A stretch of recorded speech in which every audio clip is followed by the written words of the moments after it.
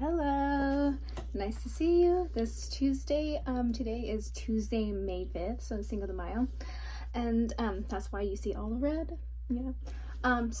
Today, my book, I am going to read Too Many Tamales.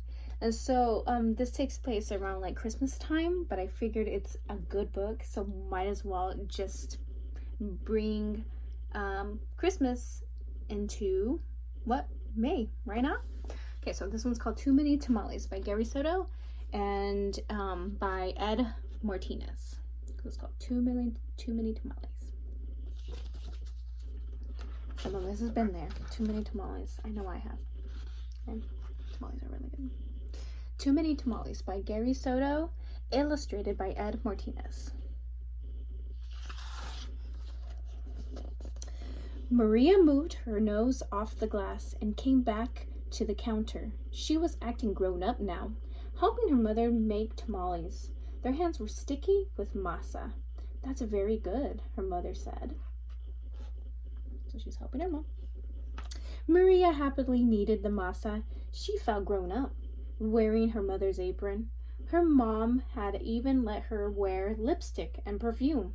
"If only I could wear Mom's ring," she thought to herself.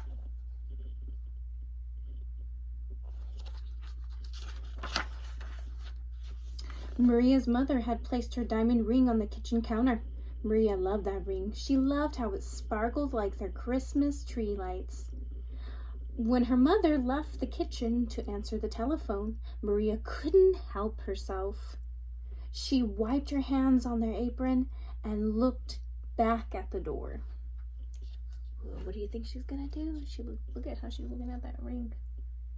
She's like, "Oh, it's so shiny."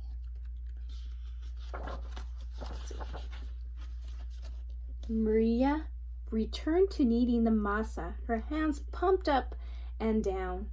On her thumb, the ring disappeared. Ooh.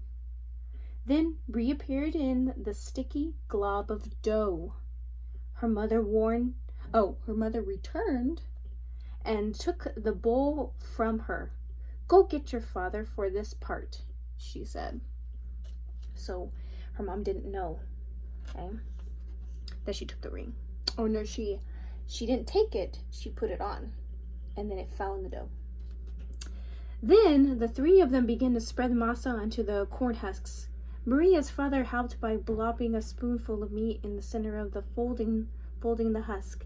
Then he placed them in a large pot on the stove. They made 24 tamales as the windows grew white with delicious smelling curls of steam. So there's Mom. She's looking at Mom and the dad. And Dad is making sure the pot's warmed up.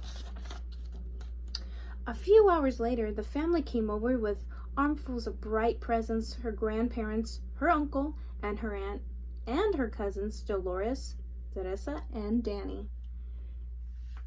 Maria kissed everyone hello. Then she grabbed Dolores by the arm and took her upstairs to play, with the other cousins tagging along after them. So that's her family and the cousins.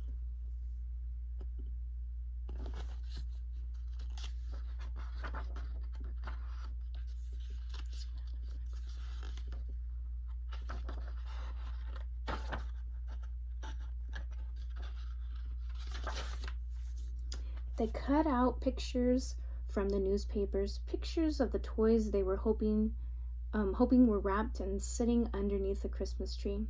As Maria was snipping out a picture of a pearl necklace, a shock spread through her body. Ooh, why was she shocked? Let's see.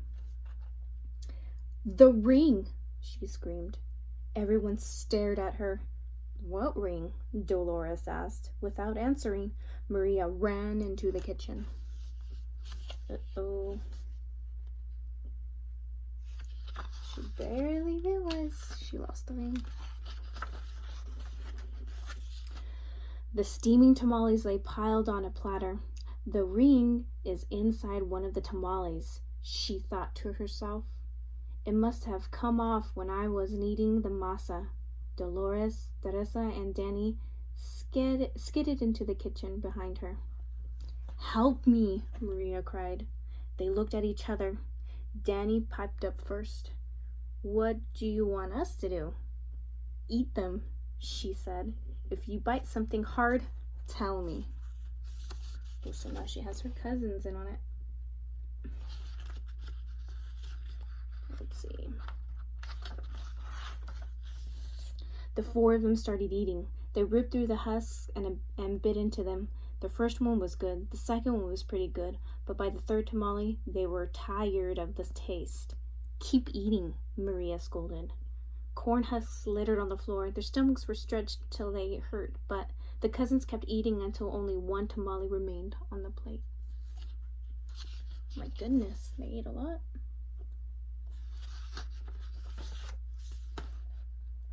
"This must be it," she said. "The ring must be in that one. We'll each take a bite. You first, Danny." Danny was the youngest, so he didn't argue. He took a bite. Nothing. Dolores took a bite. Nothing. Teresa took a bite, a big bite, but still nothing. It was Maria's turn. She took a deep breath and slowly, gently bit into the last mouthful of tamale. Do you think she found it? She looks worried. I would be worried. Nothing. "Didn't any of you bite into something hard?" Maria asked. Danny frowned. "I think I swallowed something hard," he said. "Swallowed it?" Maria cried, her eyes big with worry. She looked inside his mouth. Teresa said, "I didn't bite into anything hard, but I think I'm sick." She held her stomach with both hands. Maria didn't dare look into Teresa's mouth. She wanted to throw herself onto the floor and cry. The ring was now in her cousin's throat. Or worse, his belly. How in the world could she tell her mother? But I have to, she thought. Uh-oh. She has to tell her mom. She should have told her mom in the beginning. She could feel tears pressing to get out as soon as she walked into the living room where the grown-ups sat talking. They chattered so loudly that Maria didn't know how to interrupt. Finally, she tugged on her mother's sleeve. Oop. So she's telling them, and everybody is talking. "What's the matter?" her mother asked. She took Maria's hand. "I did something wrong," Maria sobbed. Maria thought about the beautiful ring that was now sitting inside Danny's belly and got ready to confess. Then she gasped. The ring was on her mother's finger, bright as ever. "The ring!" Maria nearly screamed. Maria's mother scraped off a flake of dried masa. "You were playing with it," she said, smiling gently. Uh-oh. "I wanted to wear it," Maria said, looking down at the rug. Then she told them all about how they'd eaten the tamales. Her mother moved the ring a little on her finger. It twinkled a silvery light. Maria looked up at Aunt Rosa, winked at her too. "Well, it looks like we all have to cook up another batch of tamales," Rosa said cheerfully. But remember, they ate all the tamales. Maria held her full stomach as everyone filed into the kitchen, joking and laughing. At first, she felt like crying as she needed a great bowl of masa.